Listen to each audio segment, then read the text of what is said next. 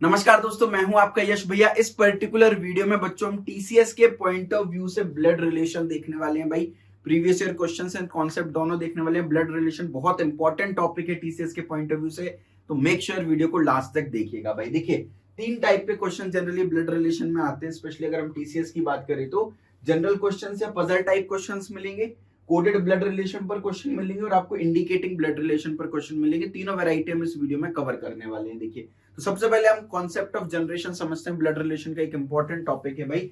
ये आपकी जनरेशन है, इसमें आप हो गए, आपके ब्रदर सिस्टर हो गए, राइट, आपकी, उसके बाद आपकी वाइफ हो गई, तो ये सारे के सारे लोग आपकी जनरेशन में आते हैं।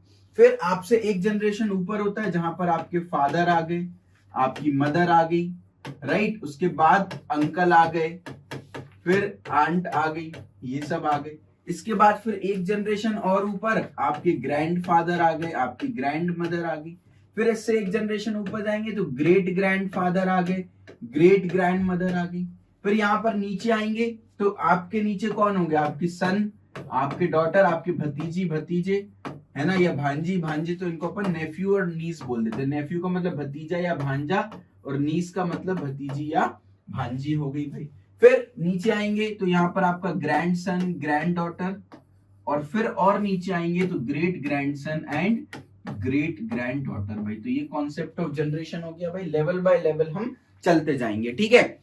उसके अलावा फिर हम ब्लड रिलेशन डायग्राम अभी क्वेश्चन की हेल्प से सीखते हैं। दो टाइप के ब्लड रिलेशंस होते हैं भाई। एक तो होता है आपका मैटरनल यानी मम्मी की साइड वाला। तो मम्मी की साइड से कौन हो गए भाई, आपके मामा हो गए, ठीक है, आपके नाना नानी हो गए, ये सब मैटरनल होते हैं। पैटर्नल पापा की साइड से कौन कौन होते हैं भाई, आपके चाचा हो गए, राइट, उसके अलावा आपके दादा हो गए, आपकी बुआ हो गई, राइट, ये पापा की साइड। यहाँ पर मौसी आ जाएगा, आपकी मौसी हो गई, ये मम्मी की साइड से रिलेशन होते हैं जो। तो पैटर्नल मतलब पापा की साइड से जो रिलेशन होते हैं, मैटरनल मतलब मम्मी की साइड से जो रिलेशन होते हैं। ब्लड रिलेशन का सबसे इंपॉर्टेंट जो पूरा मसाला है इस टॉपिक का, वो है BR diagram. Blood relation diagram आपको बनाना आना चाहिए। तो with the help of a question हम समझते हैं बीआर डायग्राम को हम कैसे बनाएंगे। देखिए, यहाँ पर ना number of males and number of females भी पूछ लिया जाता है और जेंडर एक इंपॉर्टेंट रोल प्ले करता है। तो एक स्टैंडर्ड कन्वेंशन बना लेते हैं कि हम मेल जहां भी आएगा उसको हम प्लस साइन से रिप्रेजेंट कर लेंगे और फीमेल जहां भी आएगी उसको हम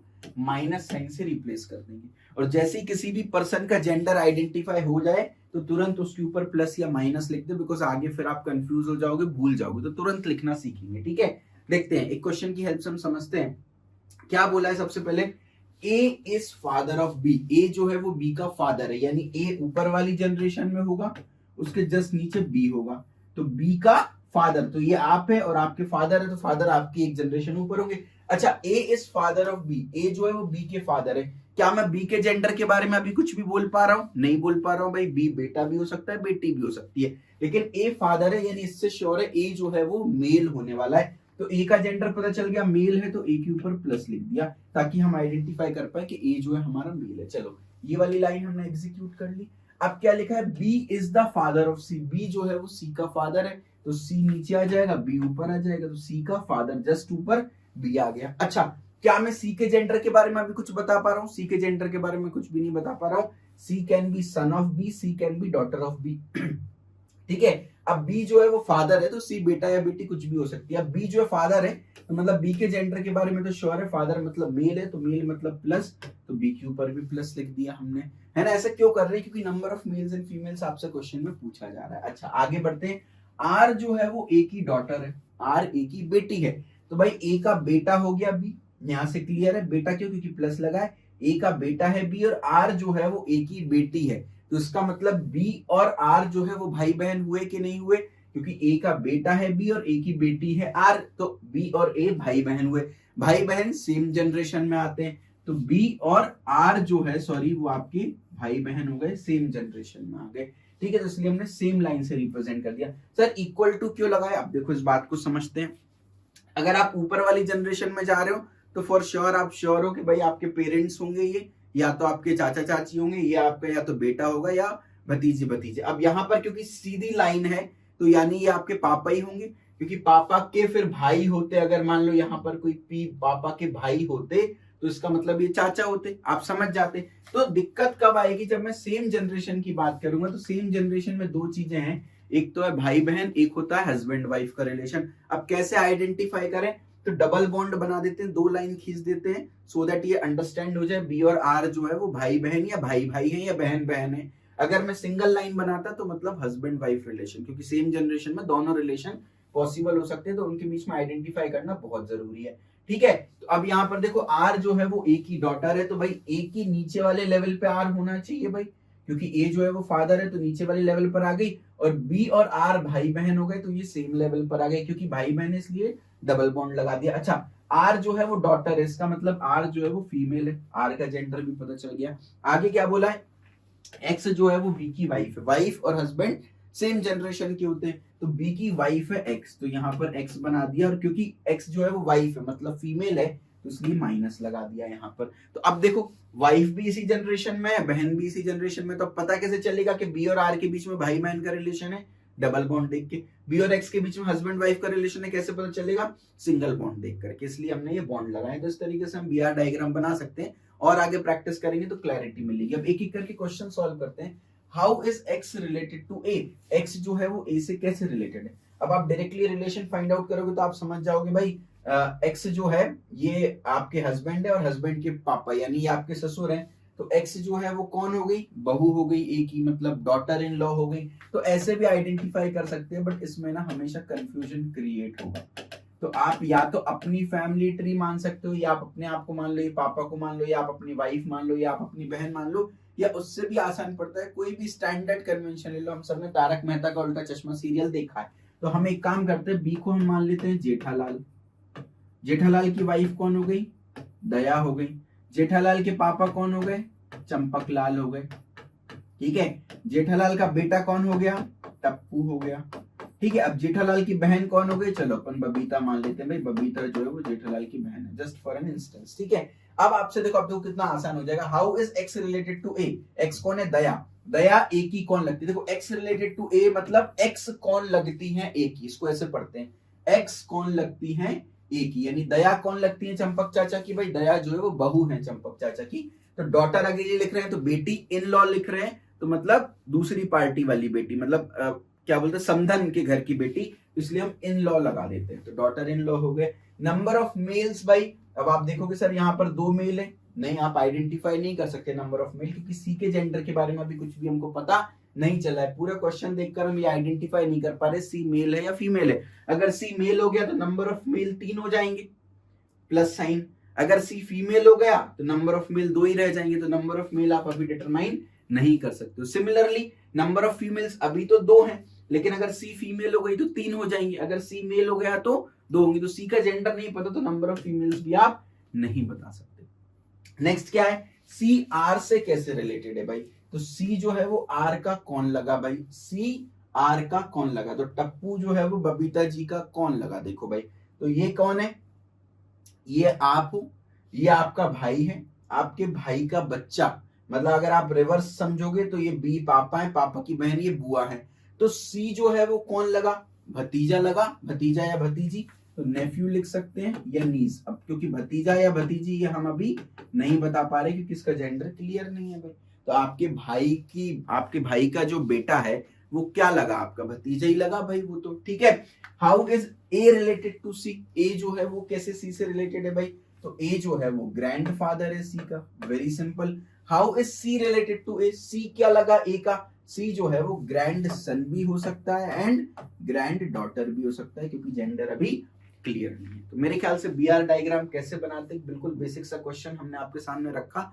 और चीजें हमने क्लियर कर ली। चलिए भाई, बेसिक कॉन्सेप्ट्स भी हमने सीख लिए, बीआर डायग्राम भी बनाना हमने सीख लिया। तो अब जल्दी से एक बार टीसीएस के previous year questions category by category देखते हैं। तो पहली कैटेगरी जो मैंने आपको बताई थी वो general questions and puzzle type questions. तो स्ट्रेट अवे टीसीएस का प्रीवियस ईयर क्वेश्चन लेते हैं। प्रीवियस ईयर क्वेश्चन पर क्यों फोकस कर रहे हो, क्योंकि आप इस पर्टिकुलर क्वेश्चन को देखो, ये टीसीएस में 2017 में पूछा है, 2019 में फिर से रिपीट कर दिया। तो प्रीवियस ईयर क्वेश्चन सॉल्व करके जाना बहुत ज्यादा जरूरी है क्योंकि वो रिपीट हो जाते हैं। ठीक है, तो जी जो है वो जे के साथ कैसे रिलेटेड है आपसे ये पूछा है, 4 ऑप्शंस दिए हैं भाई। फिलहाल मुझे स्क्रीन बड़ी चाहिए इसलिए मैंने ऑप्शंस हटा दिए हैं। अपन एक बार क्वेश्चन पढ़ते हैं। There are 7 members in a family, J is the mother of K and mother in law of E. C is the daughter-in-law of N. E is the son of C who is married with F. G is spouse of E. There are only 2 married couple in the family. How is G related with J? देखो जानबूझ के मैंने थोड़ा सा tougher side का question लिया है क्योंकि इजी क्वेश्चन से कुछ भी सीखने को नहीं मिलेगा, टफ क्वेश्चन से हमारी अंडरस्टैंडिंग और बेटर होती है। तो अगर कुछ भी चीज समझ ना आए ना तो वीडियो को रिवाइंड करके दोबारा से देख लेना या कमेंट सेक्शन में पूछ लेना, और अगर पहली बार में समझ आ जाए तो वीडियो को लाइक कर देना भाई। देखो 7 मेंबर्स हैं फैमिली में, J is the mother of के। दिमाग नहीं चलाना, जैसा जैसा बोला जा रहा है वैसा वैसा करते जाओ भाई। J कौन है? मदर है, तो पहले तो माइनस लगा दो क्योंकि J का जेंडर पता चल गया है फीमेल है, तो तुरंत लिखा करे जेंडर, नहीं तो दिक्कत में आ जाओगे, भूल जाओगे बाद में। J is the mother of के, के की मदर है, तो भाई के नीचे आ गई, डॉटर या सन कुछ होगा के, और J जो है वो आपकी मदर हो गई, ठीक है, इसलिए ऊपर वाली जनरेशन में आ गई।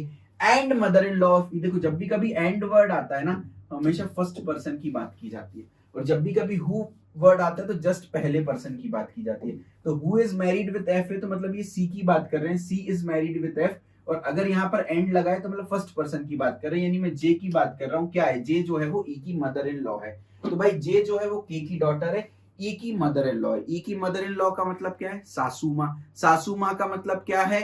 आपके हस्बैंड या आपकी जो वाइफ है उनकी मम्मी। तो यहाँ पर देखो मैं बनाता हूँ, ई होगा, ई का जेंडर अभी नहीं पता, अब ई का हस्बैंड या वाइफ होगा कोई तो, है ना। अब ई का ये हस्बैंड भी हो सकता है और वाइफ भी हो सकती है, इसलिए एच और डब्ल्यू लिख दिया।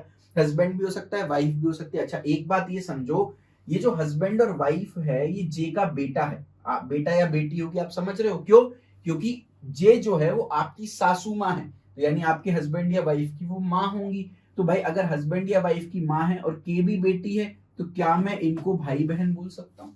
इसलिए इक्वल टू लगा दिया। तो यहाँ पर हस्बैंड या वाइफ जो भी आएगा वो के का भाई या बहन होगा, क्योंकि अभी के का भी जेंडर नहीं पता, अभी ई का भी जेंडर नहीं पता, तो फिलहाल एक रफ स्केच मैंने यहाँ पर तैयार कर लिया, इस टाइप से बनेगा। तो ये हस्बैंड वाइफ रिलेशन हो गया, ये के हो गया। तो क्या के जो है, क्या जे मदर है के की? भाई है, बिल्कुल दिख रहा है। और क्या जे मदर इन लॉ है? भाई ई के आपका हस्बैंड वाइफ की मम्मी जो है वो आपकी तो मदर इन लॉ ही हो गई, ठीक है। तो बेसिक रफ स्केच बना लिया।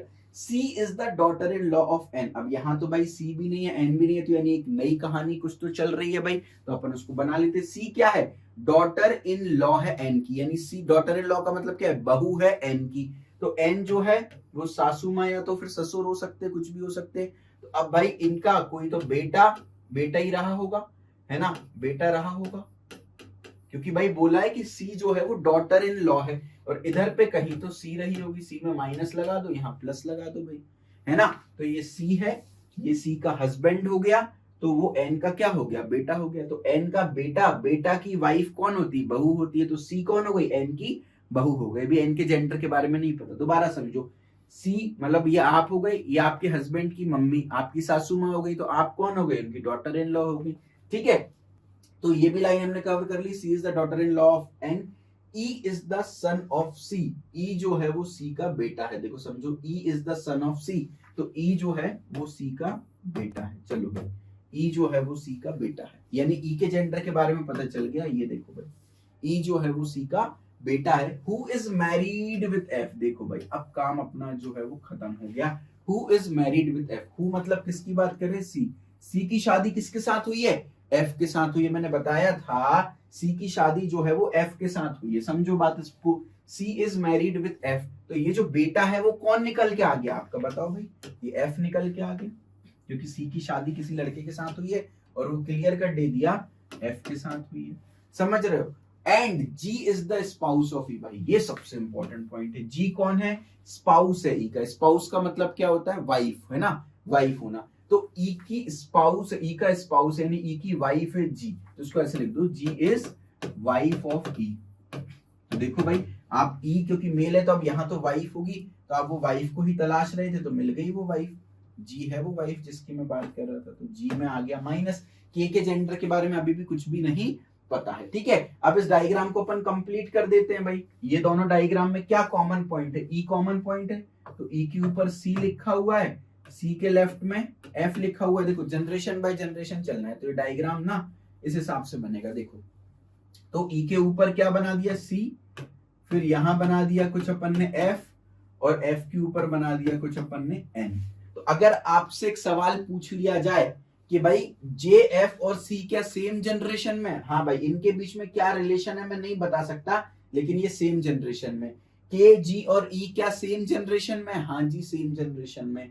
क्या एन और जी के बीच में 2 जनरेशन का गैप है, जी हाँ हम बता सकते हैं इस डायग्राम को देख करके, क्योंकि लेवल बाय लेवल ये डायग्राम बना हुआ है। और आपको क्लियर कट बोला है कि केवल 2 ही मैरिड कपल है फैमिली में, कौन से, जी और ई हो गए, एफ और सी हो गए। अब सवाल क्या है, जी जो है वो जे के साथ कैसे रिलेटेड है, तो बिल्कुल सिंपल है, जी कौन लगा जे का, बताओ भाई जी कौन लगी जे की, तो जी जो है अगर आप ध्यान से देखोगे तो जे की बेटी, ये जे है, ये जे की के जो है वो मदर है, जे जो है वो मदर है ना, के की मदर है, और जी और के भाई बहन है।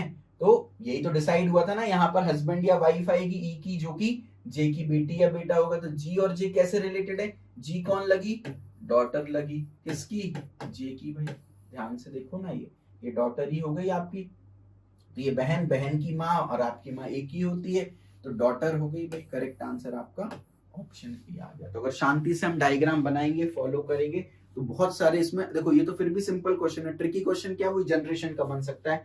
पेयर्स दे दिए, बताओ इनमें से कौन सा पेयर सेम जनरेशन को बिलोंग करता है, तो एक ऑप्शन होगा जे एफ और सी जो लिखा होगा, तो ये तीनों एक ही जनरेशन को बिलोंग करते हैं। क्लैरिटी मिली क्या भाई, चलिए वेरी गुड। पूरा प्रिंटेड सॉल्यूशन भी आपके सामने मैंने लिख दिया, एक बार आप इसको रीड कर लीजिएगा। पेज नंबर 1 है और पेज नंबर 2 है। भाई तो इतना एफर्ट कर रहा हूं आपके लिए, तो प्लीज वीडियो को लाइक कर दीजिएगा। अगली कैटेगरी पर मूव करते हैं, कोडेड ब्लड रिलेशन।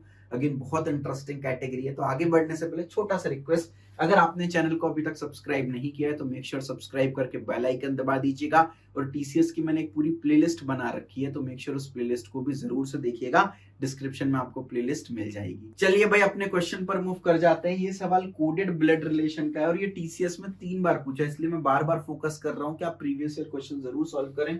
2015 में पूछा, फिर 2019 में रिपीट हुआ और अभी 2021 में फिर से रिपीट हुआ। भाई देखिए यहाँ पर क्या दिया है, सेम चीज है, बस आपको कुछ कोडेड वर्ड्स दिए हैं। इन वर्ड्स का meaning, N dollar, N hashtag A का मतलब क्या है, एक्स हैशटैग वाई का मतलब है X is the mother of Y. तो एन हैशटैग ए का मतलब क्या है, N is mother of A. देखो समझो ना मेरी बात को, यहाँ पर समझ ही गए होगे। हालांकि एक्स हैशटैग वाई का मतलब क्या है, X is mother of Y. तो एन हैशटैग ए का मतलब क्या है, N is mother of A, है ना। एक्स डॉलर वाई मतलब X is father of Y. तो ए डॉलर बी का मतलब क्या है, A is father of B, ठीक है। उसके अलावा बी क्रॉस डी, क्रॉस का मतलब क्या होता है, एक्स क्रॉस वाई मतलब X is sister of Y. तो बी क्रॉस डी मतलब B is sister of D. Clear है क्या ये बात, है ना। अपन ने इस तरीके से लिख लिया। अब आप इस बात को समझो भाई, यहां पर आपसे पूछा है डी जो है वो एन से कैसे रिलेटेड है, डी एन का क्या लगता है या क्या लगती है। भाई अच्छा, सबसे पहली बात तो अगर मैं डी का जेंडर आइडेंटिफाई कर लूं, अगर मुझे किसी भी तरह ये पता चल गया कि डी जो है वो मेल है, तो अब या तो वो नेफ्यू होगा या ग्रैंडसन होगा। तो एक ऑप्शन ग्रैंड डॉटर का तो मैंने एलिमिनेट कर दिया, ग्रैंड डॉटर बनने के लिए फीमेल बनना पड़ेगा। या पता चल जाए कि भाई डी जो है वो फीमेल है, तो फिर तो ग्रैंड डॉटर ही होगा, क्योंकि नेफ्यू और ग्रैंडसन जो है वो मेल होंगे। तो अपन जेंडर आइडेंटिफाई करने की अगर कोशिश करेंगे तो हमको पता चलेगा, देखो एन जो है वो ए की मदर है, इसका मतलब एन जो है वो क्या हो गई आपकी, फीमेल हो गई। ए जो है वो बी का फादर है, इसका मतलब ए क्या हो गया, मेल हो गया। बी जो है वो डी की सिस्टर है, इसका मतलब बी जो है वो फीमेल हो गई। लेकिन डी के जेंडर के बारे में हमको कुछ भी पता नहीं चल पा रहा है। यहां से बी मेल भी हो सकता है, बी फीमेल भी हो सकती है। भाई तो अब क्योंकि मैं डी की बात कर रहा हूँ, डी का जेंडर के बारे में हम कुछ भी नहीं पता कर पा रहे हैं, तो भाई जब जेंडर ही नहीं पता तो कैसे बोल सकता हूँ भाई अगर नेफ्यू हुआ तो फिर मेल हो गया। जब पता ही नहीं है मेल या फीमेल है तो मैं कैसे कमेंट कर सकता हूँ। तो आंसर आ जाएगा कैन नॉट बी डिटरमाइंड। क्योंकि भाई अगर मान लो ग्रैंडसन ग्रैंड डॉटर कुछ भी हो सकता है ना, पहले जेंडर तो पता चले तब तो मैं आगे कुछ कमेंट कर पाऊंगा। तो कान बी डिटरमाइंड। जब भी देखिए कोडेड ब्लड रिलेशन का क्वेश्चन आएगा ना, तो जो राइट मोस्ट एंड पर जो भी टर्म दिया हो उसका जेंडर फाइंड आउट करना थोड़ा सा मुश्किल होता है। मैं ये नहीं बोल रहा इम्पॉसिबल है, लेकिन मोस्ट ऑफ द केसेस में आप लास्ट वाले का जेंडर नहीं पता कर पाओगे। तो उसको ऐसा ट्रिक आप यूज कर सकते हो, कभी भी क्वेश्चन में लास्ट वाला एलिमेंट पूछेगा तो मोस्ट ऑफ द केसेस में आप जेंडर नहीं पता कर पाओगे, तो आंसर अपने आप कैन नॉट बी डिटरमाइंड आ जाएगा। ठीक है, फिर भी एक बार इसको सॉल्व करके देखते हैं। भाई एक तरीका तो हो सकता है कि आप पूरा का पूरा डायग्राम बना दो, दूसरा इसकी एक ट्रिक भी होती है, आप क्या कर सकते हो, देखो आप ऐसे फ्लोर्स बना लो, जब अपन ब्लड रिलेशन डायग्राम बनाते हैं तो इस तरीके से फ्लोर्स ही बनाते हैं अपन, समझ रहे हो। अब आप इस चीज को समझो, अगर अपन को एन और डी के बीच में रिलेशन निकालना है तो अपन एक रफ एस्टिमेशन लगाने की कोशिश कर रहे हैं कि एन और डी के बीच में कितना जनरेशन गैप है। कैसे लगा सकते हैं, देखो अगर मैं बी और डी की बात करूं तो बी और डी जो है वो सिस्टर सिस्टर या brother sister sort of relation occupy करेंगे। तो अगर मैं बी को यहां रख रहा हूं तो क्या मैं डी को भी इसी लेवल पे रख सकता हूँ, ये मैंने लेवल्स बना दिए, तो क्या मैं इसी लेवल पे रख सकता हूँ, क्योंकि ये भाई बहन है तो ये एक ही लेवल पर रहने वाले हैं। अच्छा, ए डॉलर बी में क्या है, ए जो है वो बी का फादर है, तो ए फादर है तो एक जनरेशन ऊपर रहेगा, तो अगर बी यहां है तो ए इधर कहीं रहेगा, समझ रहे हो, इस जनरेशन में रहेगा। और एन डॉल हैशटैग ए का मतलब क्या है, एन जो है वो ए की मदर है, तो एन एक स्टेप और ऊपर रहेंगी, आप समझ रहे हो। अब डी एन से कैसे रिलेटेड है, अगर आप ध्यान से देखो तो डी और एन के बीच में 2 जनरेशन का गैप आ गया, तो मतलब डी जो है वो एन का या तो ग्रैंड सन रहा होगा या तो ग्रैंड डॉटर रही होगी, आप समझ रहे हो, या तो ग्रैंड सन रहा होगा या तो ग्रैंड डॉटर रही होगी। ये बात तो आपको क्लियर हो गई ना, जनरेशन से समझ में आ गया, एक्चुअल डायग्राम ड्रॉ करने की जरूरत ही नहीं पड़ी। तो इसको फ्लोरिंग टेक्निक बोलते हैं। आप ये आइडेंटिफाई कर लो कितना जेंडर का गैप है ना। अगर मैं नेफ्यू या नीस बोलता तो फिर वो इसी जनरेशन में होता, ए वाली जनरेशन में कहीं तो होता, समझ रहे हो क्या इस बात को। तो जनरेशन से आप आइडेंटिफाई, मान लो एक ऑप्शन दे दिया जाता ग्रैंड सन और यहीं पर ग्रैंड डॉटर भी लिख दिया जाता स्लैश लगा के, तो फिर तो ये आंसर हो जाता ना आपका। आप मेरे हिसाब से समझ पा रहे हो चीजों को। तो एग्जैक्ट डायग्राम बनाने की जरूरत नहीं है, आप ऐसे लेवल्स बना दो और किसको किस लेवल पे रखोगे तो उससे आपको पता चल जाएगा कितने जनरेशन का डिफरेंस आ रहा है, सो दैट आप ऑप्शन को अकॉर्डिंगली एलिमिनेट कर पाओगे। तो ग्रैंड वाली जनरेशन में आ रहा है, एक जनरेशन का गैप आ रहा है, तो ग्रैंड सन या ग्रैंड डॉटर ही कुछ आपका आंसर होने वाला है। एक काम करते हैं, आपकी सहूलियत के लिए एग्जैक्ट डायग्राम भी अपन बना ही लेते हैं ना, कोई दिक्कत नहीं है भाई।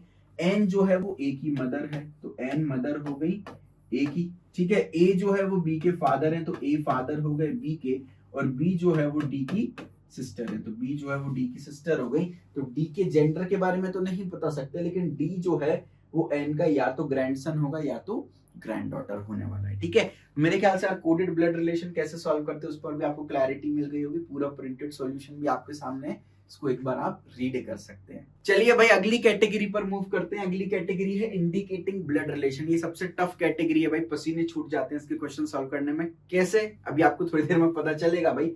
2 क्वेश्चन हम इसमें सॉल्व करेंगे क्योंकि टफ इसलिए 1 से ज्यादा क्वेश्चन करा रहा हूं।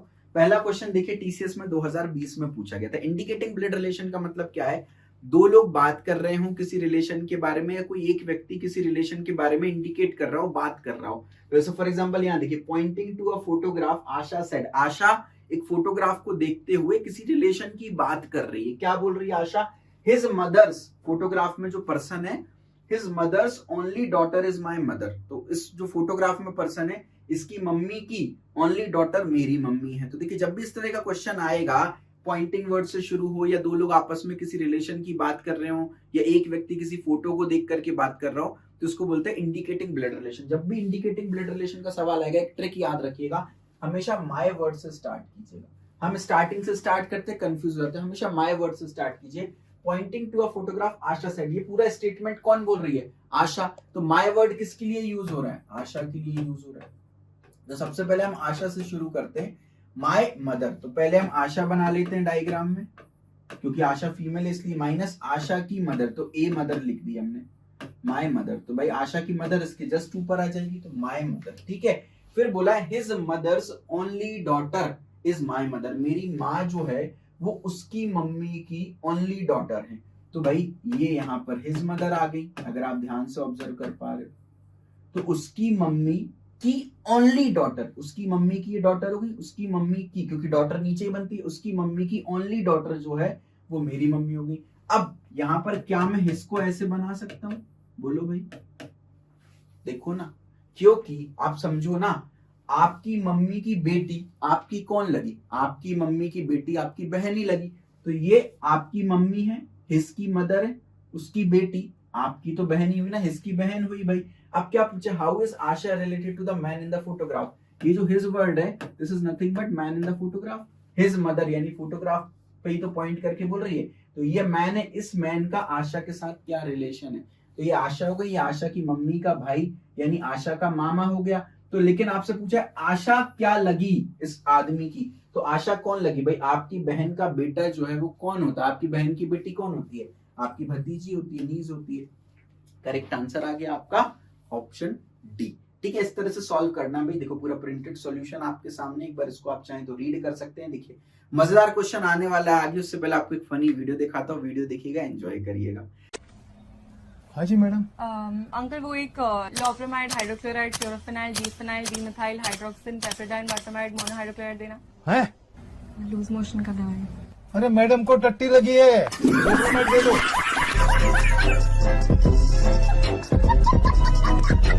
चलिए मैं उम्मीद करता हूँ आपको वीडियो देख करके मजा आया होगा, आपने एंजॉय किया होगा। अब देखिए भाई, ये है फाड़ू क्वेश्चन। पहली बात तो देख करके डरना नहीं है। टफ क्वेश्चन क्यों करा रहा हूँ, क्योंकि आपकी अंडरस्टैंडिंग बेटर उसी से होगी। अगर समझना है तो दोबारा से एक बार रिवाइंड करके देख लेना, बढ़िया क्वेश्चन है, तो तोड़ जाएंगे आपके। ठीक है, अगर इंडिकेटिंग ब्लड रिलेशन पर है, chemist said to his bestie standing at his shop. तो भाई केमिस्ट की शॉप पर बेस्टी जो है वो खड़ी हुई है, तो केमिस्ट बेस्टी से कुछ बात कर रहा है। एग्जैक्टली ये क्वेश्चन नहीं है, क्वेश्चन में अक्षय करके लड़का था, वो कार में बैठी हुई लेडी से बात कर रहा होता है। तो मैंने क्वेश्चन को थोड़ा सा मॉडिफाई कर दिया, बट अंदर की लाइन सेम है, तो चिंता करने वाली बात नहीं है। तो बेसिकली केमिस्ट और उसकी बेस्टी के बीच में बात हो रही है। The only daughter of the brother of my wife is the sister in law of the brother of your sister. भाई ये क्या है, ये तो देख कर ही कुछ समझ नहीं आया है ना। अच्छा है मैं अंधा हूं वाली लाइन हो गई ये तो। ठीक है, ये सब क्या देखना पड़ रहा है, अच्छा है मैं अंधा हूं। द ओनली डॉटर, देखो भाई टेंशन नहीं लेना, माय से शुरू करो। माय वर्ड कहां दिख रहा है, माय। कौन बात कर रहा है, केमिस्ट अपनी बेस्टी से बात कर रहा है। तो ये पूरी लाइन किसने लिखी है, किसने बोली है, केमिस्ट ने बोली है। तो माय वाइफ यानी केमिस्ट से हम स्टार्ट करते हैं। तो ये आपका हो गया केमिस्ट, ठीक है, केमिस्ट मेल हो गया क्योंकि वाइफ की बात कर रहे हैं, तो ये केमिस्ट की वाइफ, तो सी वाइफ लिख देते हैं। तो ये केमिस्ट की वाइफ है, माय वाइफ। ठीक है, पीछे चलते हैं। ब्रदर ऑफ माय वाइफ, तो मेरी वाइफ का ब्रदर, तो इसी जनरेशन में होगा वाइफ का ब्रदर, ब्रदर सेम जनरेशन में होता है, तो ये हो गया वाइफ का ब्रदर। ठीक है, ब्रदर क्योंकि मेल इसलिए प्लस लगा दिया ब्रदर। अब क्या बोला है, only daughter of the brother, brother की ओनली डॉटर, तो ये ब्रदर की डॉटर, क्योंकि डॉटर इसलिए नीचे वाली लाइन में आ गई, तो ब्रदर की डॉटर। ठीक है, यहां तक हमने क्लियर कर लिया। तो the only daughter of brother of the chemists wife is the sister. अब ये जो डॉटर है इसकी किसी रिलेशन की बात कर रहे हैं। दिस डॉटर इज वर्ड हमेशा पहले वाले के लिए यूज होता है, डॉटर के लिए यूज होता है। ये जो डॉटर है वो क्या है, सिस्टर इन लॉ है of the brother of your sister. Your word किसके लिए है भाई, बेस्टी से बात कर रहा है, तो माय के बाद अगला टारगेट योर पे रखो। तो योर मतलब हो गया बेस्टी। तो आप एक काम करो, बेस्टी को बना लो यहाँ कहीं, तो ये हमने बेस्टी बना ली भाई। ठीक है, फिर बेस्टी की सिस्टर, तो यहां पर आ गई बेस्टी की सिस्टर। ठीक है, तो माइनस लगा दिया क्योंकि सिस्टर है, और डबल लाइन क्यों लगा दी, क्योंकि ब्रदर सिस्टर का रिलेशन है। ठीक है, तो बेस्टी की सिस्टर, योर सिस्टर, फिर ब्रदर ऑफ योर सिस्टर, तो सिस्टर का भाई, तो ये बेस्टी का ही भाई हो गया, क्योंकि सिस्टर का भाई है बेस्टी का भाई एक ही बात है, तो ये ब्रदर हो गया, है ना। मेरी सिस्टर का भाई या मेरा भाई एक ही बात है, तो बेस्टी का ही ब्रदर हो गया। तो ब्रदर ऑफ योर सिस्टर, है ना, she is the sister in law of the brother, brother की सिस्टर इन लॉ है। ब्रदर की सिस्टर इन लॉ का मतलब क्या है, आपकी वाइफ की सिस्टर। आपकी सिस्टर इन लॉ का मतलब क्या होता है, यानी आपकी साली, है ना। सिस्टर इन लॉ यानी सामने वाली आपकी वाइफ की फैमिली से है, और आपकी वाइफ की सिस्टर, तो ये ब्रदर की वाइफ हो गई, और इस वाइफ की ये सिस्टर है, डॉटर। अगर आप ध्यान से देखो तो ये सेम जनरेशन में डबल लाइन मैंने यहां पर बना दी, है ना। तो समझो दोबारा, the only daughter of the brother of chemists wife is the sister in law, तो ये वाइफ की सिस्टर इन लॉ हो गई, ये सिस्टर इन लॉ हो गई किसकी, ब्रदर ऑफ योर सिस्टर की, ब्रदर ऑफ योर सिस्टर की, पूरा रिलेशन बन गया। How is the husband of his bestie, तो बेस्टी फीमेल हो गई। अब बेस्टी का हस्बैंड, अब आपसे पूछा है ये जो बेस्टी का हस्बैंड है वो केमिस्ट से कैसे रिलेटेड है, यानी बेस्टी के हस्बैंड और केमिस्ट के बीच में आपको रिलेशन चाहिए। अब सर डायग्राम इतनी मुश्किल से बना लिया, अब ये रिलेशन कैसे फाइंड आउट करें, अब ये बहुत इंपॉर्टेंट है। आपको कुछ नहीं करना, आपने ये देखा है हस्बैंड जो है वो केमिस्ट से कैसे रिलेटेड है, यानी हस्बैंड नीचे वाली जनरेशन में, केमिस्ट ऊपर वाली जनरेशन में। तो हस्बैंड जो है वो सन रहा होगा, या सन इन लॉ रहा होगा, या नेफ्यू या नीज रहा होगा, क्योंकि ये नीचे वाले लेवल पर है ना केमिस्ट से, तो केमिस्ट का या तो ये बेटा होगा या सन इन लॉ होगा या नेफ्यू या नीज होगा। ये अंकल तो नहीं हो सकता, क्योंकि अगर हस्बैंड अंकल होता तो केमिस्ट के ऊपर होता। फादर भी नहीं हो सकता क्योंकि ऊपर होता, यानी एक ही ऑप्शन मैच कर रहे हैं, सन इन लॉ। मान लो मैं एक और ऑप्शन दे देता, सन, तो अब कैसे आइडेंटिफाई करेंगे सन इन लॉ है या सन है? भाई आप समझो, केमिस्ट की वाइफ है, ये वाइफ की भाई है, भाई की बेटी है, यानी ये केमिस्ट की वाइफ के भाई की बेटी का कुछ तो रिलेशन है ना। तो यानी ये आपकी वाइफ की फैमिली की साइड से कुछ तो रिलेशन है।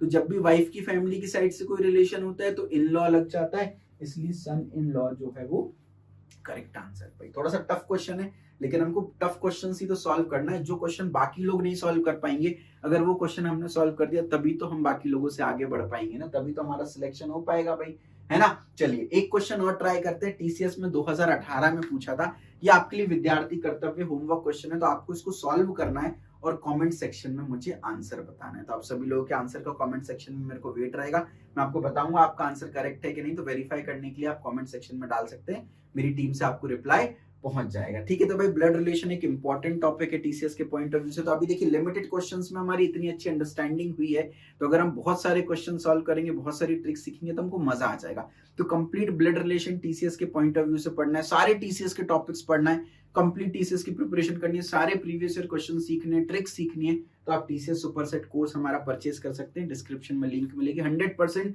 टीसीएस में जॉब गारंटीड कोर्स है भाई, तो इसको जरूर से आप चेकआउट करें। वीडियो को लाइक करें, बहुत सारी फ्री वीडियोस भी आपके लिए बनाता रहूंगा। बस एक बढ़िया सा कमेंट छोड़ दीजिए इस वीडियो के नीचे, आपको वीडियो कैसी लगी उसका एक छोटा सा फीडबैक छोड़ दीजिए, मुझे बहुत खुशी मिलेगी। आगे और फ्री वीडियोस आप लोगों के लिए लेकर आता रहूंगा।